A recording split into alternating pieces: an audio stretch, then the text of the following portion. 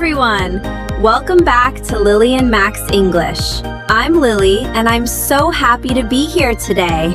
And I'm Max. Hello, friends. How are you all doing? I'm doing great, Lily. Are you ready for a fun chat today? Oh, I'm always ready, Max. Bring it on. Today we're talking about something very important. Small talk. Oh man, small talk. Just hearing those two words makes me nervous. My hands are sweating already. Me too! For many English learners, small talk feels like a really scary bridge. You see someone and suddenly your brain just stops working. You forget every single English word you know.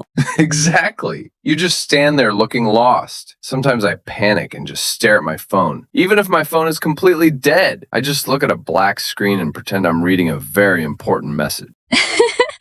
Oh my goodness, Max, that's hilarious. But you know what? You're definitely not alone. So many people do that because they're simply afraid to speak. Yes, it's so awkward. The silence is just so loud, you know? But don't worry, friends. Today, we're going to show you how to cross that scary bridge. We'll make small talk easy, natural, and actually fun. Yes, we will. Before we dive in, if you want to join our Zero Pressure English family, please click the like button and subscribe. We want you to practice with us every week. That's right. Come join the fun. Okay, are you ready, Max? Let's start with level 1. Max, level 1. I like the sound of that. Nice and easy. I can definitely handle level 1. Yes, you can. Level 1 is all about breaking the silence. It's for when you're with a complete stranger. Maybe you're in an elevator or waiting for a bus. The rule is simple. Keep it short. Just talk about the weather or the environment around you. Haha, the elevator. That's my biggest enemy. Let me tell you a quick story. Yesterday, I was in the elevator in my apartment building. A neighbor walked in. Oh no. What happened? Did you use your dead phone trick again? Oh, it was worse than that. We both just stood there in total silence. I looked at the floor. He looked at the ceiling. The elevator was moving so slowly. It felt like 10 years. I could literally hear my own breathing. Wow, that sounds incredibly uncomfortable. Next time, use level 1. You just need a starter. Think of it like a key to start a car engine. A key? Like what? Give me a good example, Lily. Well, yesterday I was at the bus stop. A lady was standing next to me. It was super quiet, but the wind was blowing so hard.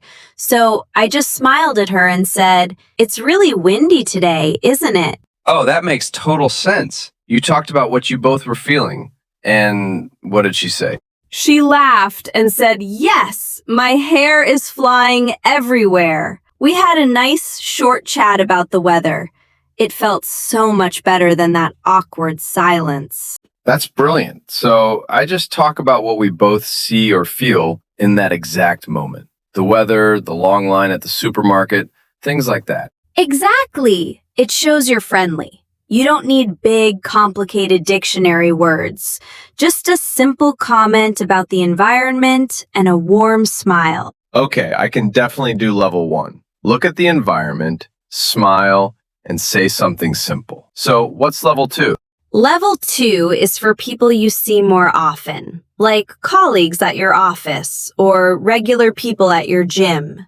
Here, you want to use open questions. Open questions? What exactly does that mean? A closed question only gives a yes or no answer. Like, "Did you have a good weekend?" The person says yes, and the conversation dies immediately. Oh, I hate when that happens. The conversation just stops. It's like hitting a brick wall. Boom. Right? So, an open question starts with what, how, or why. Like, "What did you do this weekend?" This gives them a real chance to share a story. We call this the game of catch. The game of catch. I throw the ball to you, and you catch it and throw it back. I really love that idea. Yes! You ask a question, You listen carefully, and then you ask another question based on their story. Okay, let me tell you about my morning then. This is a crazy story about the game of catch. Oh, wow. I want to hear this. Tell me everything. I was drinking coffee outside a cafe. A man walked up. He had this very big, beautiful golden dog. I used level 1 first. I said, "Wow, what a beautiful morning. Your dog is so cute." Perfect starter. You noticed the environment. And then what happened? Then I used level 2. I asked an open question. I said, "What's your dog's name?" That's a classic question. People love talking about their pets. What did he say? Lily. He looked at me. He was totally serious. He didn't smile at all. He said, "He doesn't have a name. He is a secret agent dog." Wait, what? A secret agent dog? Are you making this up? No, I promise. He was completely serious. I was so shocked. I didn't know what to say. My brain completely stopped working. Oh my gosh. Max, that's the funniest thing I've heard all week. What did you even do? I honestly just stood there frozen. I finally said, "Oh, okay. Keep up the good work, agent dog." And I walked away very fast to get my coffee. That is amazing. You see, friends, sometimes people are just a bit strange, and that's completely okay. Yes, it wasn't my fault at all. My English was perfect. The man was just very unique. Exactly. If someone gives you a strange answer, just smile and laugh. Don't let it stop you from trying again. Small talk is an adventure. So true. Okay, what's level 3 then? Secret agent dogs were level 2. Is level 3 talking to aliens? No aliens today, I promise. Level 3 is for building a deeper connection. This is for someone you actually want to be closer friends with. Ah, I see. So we go a little deeper than just the weather or pets.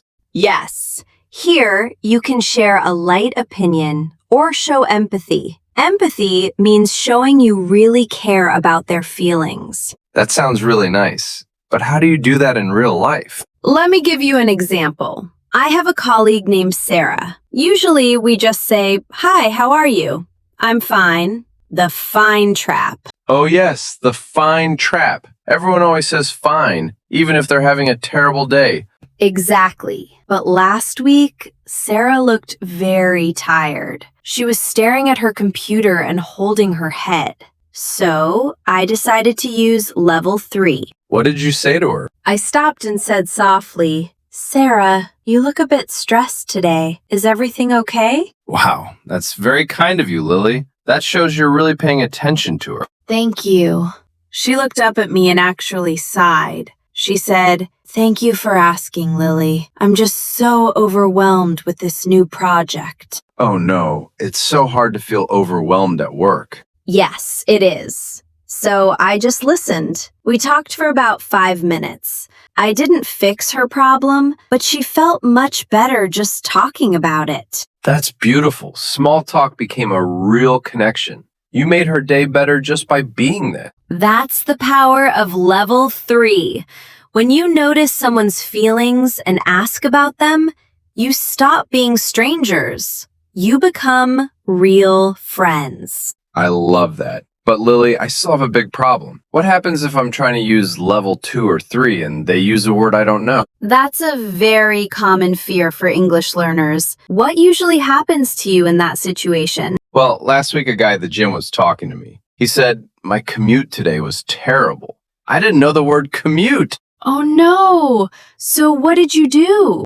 I became a robot. I just smiled really big and nodded my head up and down. I kept saying, "Yes, yes, wow." But inside, I was panicking. The smiling robot. We all know that feeling. But Max, if you do that, the conversation will die. I know. He looked at me like I was crazy because a bad commute is not a happy thing to smile about. Right. So what should you do? You just ask. It's very simple. Be brave and say, "I'm sorry, what does commute mean?" Really? Just ask? Won't they think my English is bad? Not at all. Most people love to explain things. When you ask, it shows you're actually listening. It shows you care about their story. That makes total sense. So he would say, oh, commute means my drive to work. And then I can say, oh, my drive to work was bad too. Exactly. It keeps the conversation alive. Please, no more robots in small talk. Okay, no more robots. I promise. But Lily, I have one last problem. What is it, Max? The exit, the end of the conversation. I never know how to leave. I just stand there until it gets super awkward. Oh, the classic awkward ending. That's the hardest part for so many people. You don't want to be rude and just run away. Exactly. I can't just say, okay, I'm leaving now. Bye. No, please don't say that.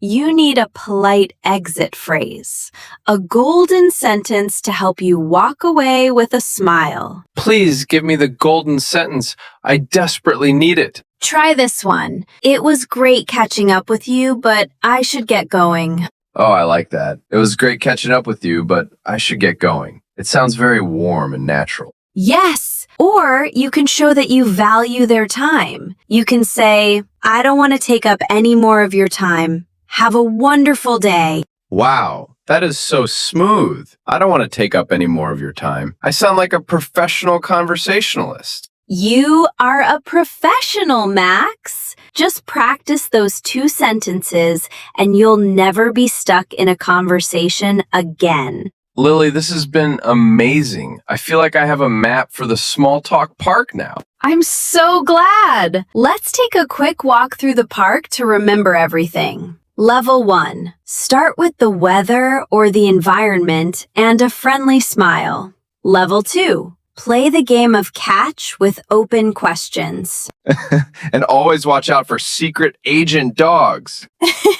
Yes, definitely. Level 3. Show empathy and build a real connection. And if you don't know a word, just ask. Don't be a robot. And finally, use a polite exit phrase to say goodbye smoothly. Perfect. Now it's your turn, friends. We want to hear from you. Yes, please go to the comments down below and type the word conversation in all big letters. Let's see who is practicing with us today. And while you're there, tell us about your most funny or strange small talk experience. Have you ever met a secret agent dog? We want to read all your stories. We really do. We read every single comment. It's our favorite part of the day. Remember, everyone, your English is getting better every single day. Making a mistake just means you're trying. Communication is always more important than being perfect. Keep showing up, keep smiling, and keep talking.